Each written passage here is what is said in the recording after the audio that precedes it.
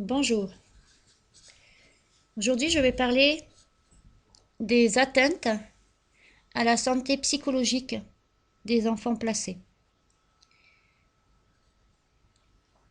Quand un enfant vit chez ses parents aimants et bien traitants, la relation avec ses parents est pour lui sécurisante. Elle est le pilier sur lequel l'enfant construit son image du monde, ainsi que sa propre identité et sa capacité à interagir avec les autres. Mais lorsque l'enfant est placé, et que les éducateurs de l'ASE ou bien des foyers où les familles d'accueil sont censés apporter à cet enfant une sécurité, et qu'ils ne l'apportent pas ou pas assez, en réalité, ce qu'eux ils appellent soins et éducation de nos enfants, placés bien sûr, se retrouve donc en réalité être une source de danger et d'angoisse. Parce que l'enfant, lui, il ne peut pas se développer correctement. Les mauvais traitements qu'on lui afflige, punition par exemple, là je parle pour les psychologiques, ou bien quand on le rabaisse et qu'on le remet à sa place d'enfant placé, cela affecte l'image de soi de cet enfant, de son aptitude à faire confiance et à entrer dans une vie sociale. Et la maltraitance psychologique de ces enfants nuit à son développement. Et l'enfant le manifeste de façon régulière. Les éducateurs de l'ASE et les familles d'accueil peuvent causer des dommages irréversibles à ces enfants et mettre en cause leur capacité à vivre de façon autonome. Et puis il y a aussi les maltraitances physiques, les coups, les gifles. Là, je parle pas des enfants qui se battent les uns les autres. Je parle vraiment des éducateurs ou des familles d'accueil qui font des violences, qu'elles soient physiques ou psychologiques, sur les enfants placés. Mais tout ça a des conséquences sur la vie de l'enfant.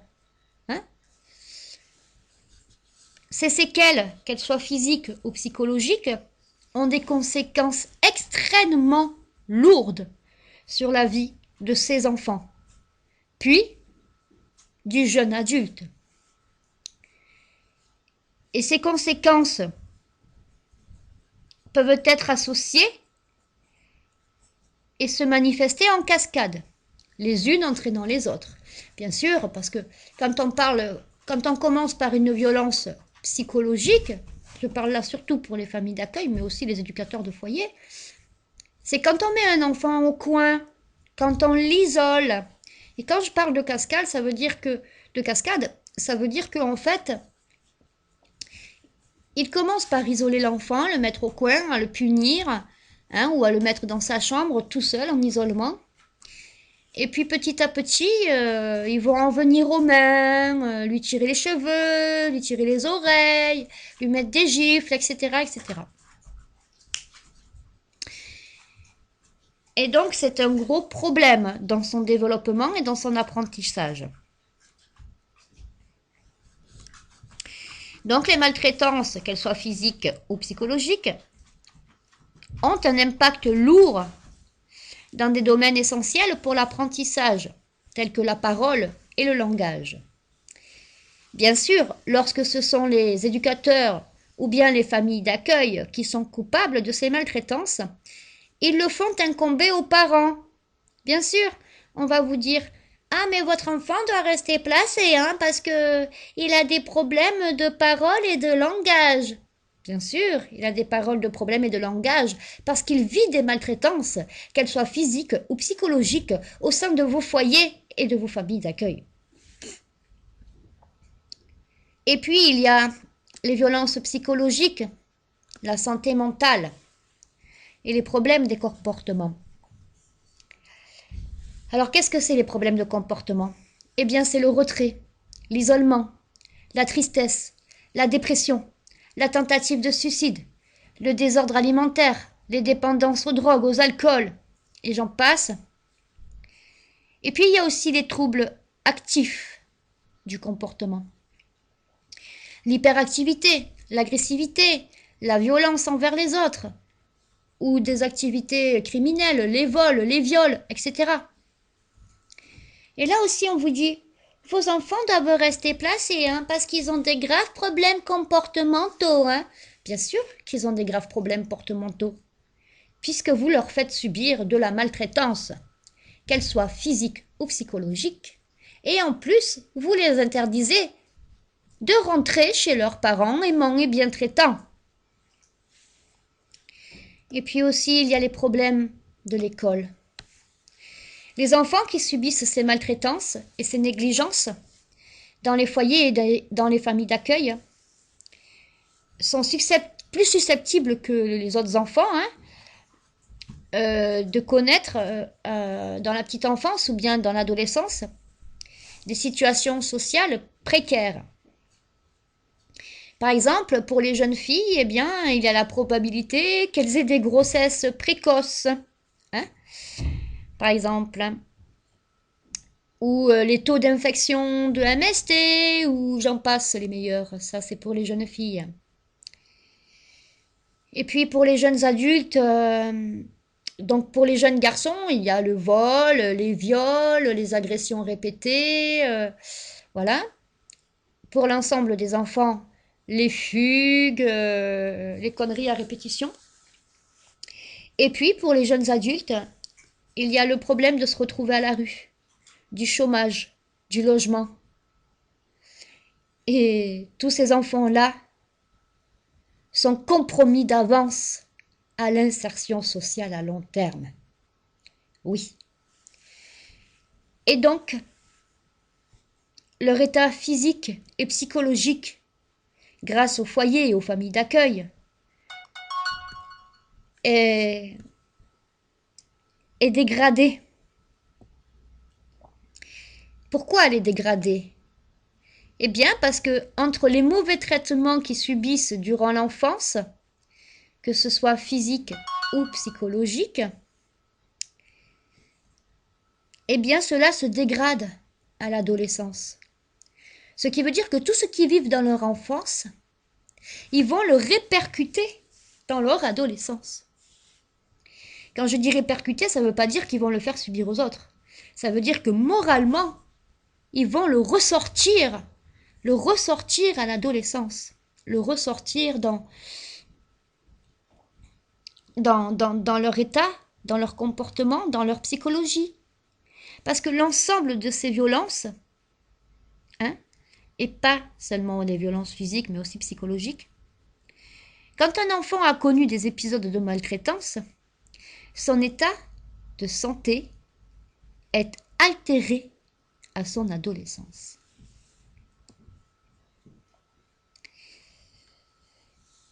Et puis, il y a aussi les facteurs liés aux conditions dans lesquelles survient la maltraitance. Il y a donc ici l'âge de la victime.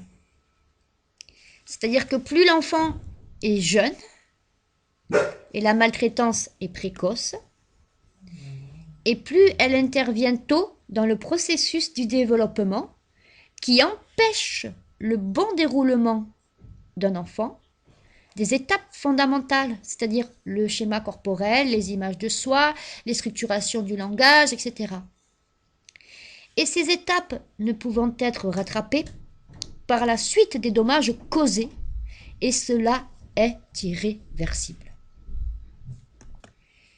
Et puis il y a la durée des fréquences de la violence physique ou psychologique. C'est-à-dire que plus les violences ou les mauvais traitements sont infligés avec régularité, régulièrement, c'est-à-dire souvent, et sur une longue durée, c'est-à-dire là je parle pour les enfants qui restent placés de la petite enfance jusqu'à la majorité, hein, mais pour tous les autres enfants aussi, même ceux qui rentrent chez eux, en fait. Donc ça veut dire que plus cette violence est longue, et plus l'impact sur la vie et le développement de l'enfant est lourd. Il y a aussi les relations entre l'agresseur, c'est-à-dire l'éducateur ou la famille d'accueil, et puis l'agressé, c'est-à-dire l'enfant. Donc un agresseur, par exemple une famille d'accueil, va se dire proche de l'enfant. Proche de l'enfant. Mais tu es famille d'accueil.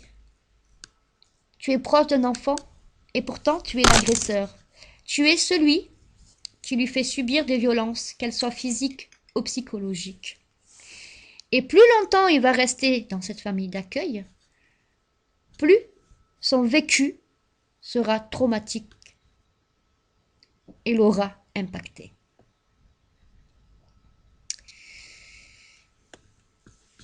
Et puis, il y a la prise en compte de la situation de maltraitance qu'il ne faut pas nier.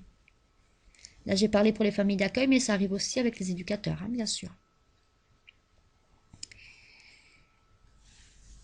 Alors, il y a les familles d'accueil et les éducateurs qui nient ces violences, qu'elles soient physiques ou psychologiques. Bien sûr, ils les nient. La plupart du temps, ces éducs et ces familles d'accueil, hein, eh bien, nient hein, les violences qu'ils leur font subir.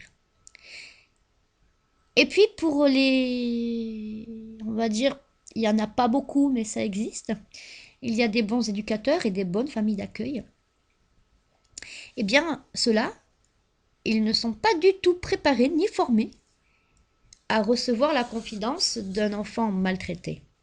C'est-à-dire qui a été soit maltraité en foyer, soit en famille d'accueil, soit qui a été maltraité dans sa famille biologique. Et là, ces éducateurs et ces familles d'accueil sont sourds à cette maltraitance. Ils ne soutiennent pas la personne que l'enfant a choisie pour être son confident. Et cela représente pour l'enfant une autre forme de violence psychologique. C'est-à-dire qu'un enfant va trouver un adulte gentil et va se confier à lui sur les maltraitances qu'il subit. Seulement cet adulte, qu'il ait subi en foyer ou en famille d'accueil, hein, c'est-à-dire que cet adulte-là ne l'écoute pas. Et là aussi, c'est un traumatisme supplémentaire pour cet enfant. Et puis, il y a aussi l'absence de preuves matérielles de l'abus. Quand je dis l'absence de preuves, c'est que les familles d'accueil et les foyers s'arrangent, ou les éducateurs du foyer, s'arrangent pour qu'il n'y ait pas de traces de coups, de brûlures ou autres. Ce qui faciliterait bien sûr pour les parents voulant porter plainte la validation de l'acte face à ces gestes de maltraitance,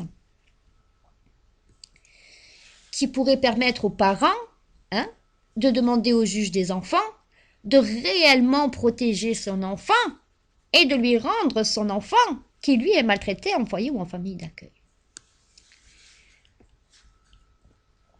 Et le pire dans tout ça, c'est l'absence du traitement judiciaire. Oui, l'absence de traitement judiciaire qui est perçu comme un déni de la réalité de la maltraitance et donc comme un manque de protection. Qu'est-ce que je veux dire par là ? Ce que je veux dire par là, c'est que bien souvent, les juges des enfants, quand on leur dit que nos enfants sont maltraités en foyer ou en famille d'accueil, que les violences soient physiques ou psychologiques, eh bien, ils nient la réalité des faits. Ils nous disent que non, que nos enfants ne sont pas maltraités, que nos enfants mentent. Et ils laissent nos enfants placés dans ces familles d'accueil ou dans ces institutions. Ils laissent délibérément nos enfants en souffrance et en danger. Et il ne les protège pas. Ce qui fait que tous ces acteurs sociaux, éducateurs sociaux, familles d'accueil, juges des enfants y compris, ne respectent pas l'article 375. Parce qu'on place un enfant sous le décret de l'article 375, je cite, la moralité, la santé et la sécurité d'un enfant. Alors, quand c'est facile d'accuser un parent de ça, hop, on place l'enfant et puis hop, on le met dans un foyer ou dans une famille d'accueil. Par contre, quand ce sont les foyers ou les familles d'accueil qui sont responsables de ces maltraitances et de ces violences que je cite dans l'article 375, la moralité, la sécurité et la santé des enfants, eh bien là, le juge des enfants ne reconnaît pas. Pourquoi? Pourquoi un tel déni de justice? Comment pouvez-vous prétendre que des parents mettent leurs enfants en danger alors que vous avez les preuves que les éducateurs et les familles d'accueil, eux, mettent en danger la sécurité, la moralité et la santé physique et psychologique de nos enfants? Pourquoi ne les reconnaissez-vous pas? Pourquoi ne rendez-vous pas ces enfants à leurs parents?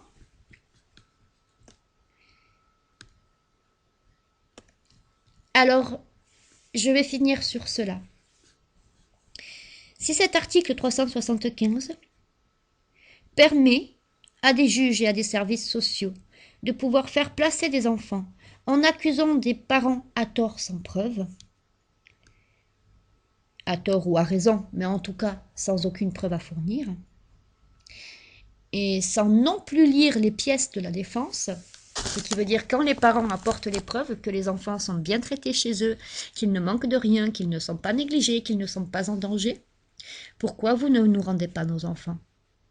Pour les laisser ensuite dans un réel danger, dans une réelle insécurité, dans une réelle maltraitance, dans vos foyers, dans vos familles d'accueil. Je vous remercie de m'avoir écouté et j'espère que ce podcast fera le tour. Sachez, mesdames, messieurs, là je vais surtout parler pour les juges des enfants, qu'il y a vraiment des choses à revoir sur cet article 375 qui permet d'innombrables placements d'enfants qui pourraient être évités. Ces placements d'enfants que vous ordonnez sur l'article 375,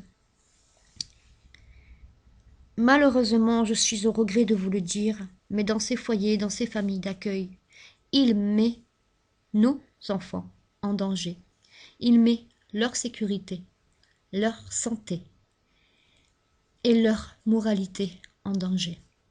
Parce que tous ces enfants-là que vous avez enlevés à des familles aimantes et bien traitantes subissent réellement, une fois placés, des maltraitances, des négligences. Et leur moralité, leur sécurité et leur bien-être sont en danger. Il n'y a aucun intérêt de l'enfant à laisser un enfant placé. Lorsque les parents, vous amènent les preuves qu'ils sont de bons parents et que les enfants dénoncent les maltraitances qu'ils vivent. Alors s'il vous plaît, madame, messieurs, les juges, voulez-vous bien, pour une fois, faire aussi en sorte que votre article 375, lorsqu'un enfant le dénonce, lorsqu'un enfant vous dit qu'il vit des maltraitances en foyer ou en famille d'accueil, et que les parents vous ont apporté les preuves que ce sont des bons parents, qu'ils ont des bons rapports, etc., etc., rendre les enfants à ses parents. Et faire aussi en sorte que ces éducateurs sociaux ou ces familles d'accueil ne puissent plus exercer auprès d'enfants. Parce que c'est très grave. C'est très grave de mettre la santé, la moralité et la sécurité d'un enfant en danger alors que vous êtes payé pour prendre soin de lui et le protéger. Rendez-nous nos enfants, rendez-leur leurs parents, rendez-nous nos vies et ne laissez plus des enfants subir de tels actes face à des acteurs sociaux des éducateurs, des familles d'accueil, des référents. S'il vous plaît, messieurs, dames, les juges des enfants, veillez réellement à l'intérêt d'un enfant. Et je parle ici pour les familles aimantes et bien traitantes qui vous ont déjà fourni bien de preuves de leur bienveillance envers leurs enfants. Rendez-leur leurs enfants.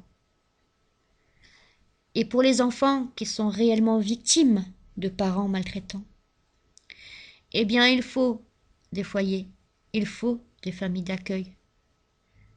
Mais pas à n'importe quel prix. Pas en leur donnant une double peine. Si vous avez retiré des enfants à des familles maltraitantes, mais réellement maltraitantes, preuve à l'appui bien sûr, hein, pas seulement accusées à tort, là je parle vraiment quand vous avez les preuves d'une maltraitance avérée au niveau parental, bien sûr qu'il faut les protéger ces enfants-là, mais pas à n'importe quel prix. Pas au prix qu'ils soient à nouveau maltraités dans des foyers ou dans des familles d'accueil maltraitantes si elles ont déjà été signalées.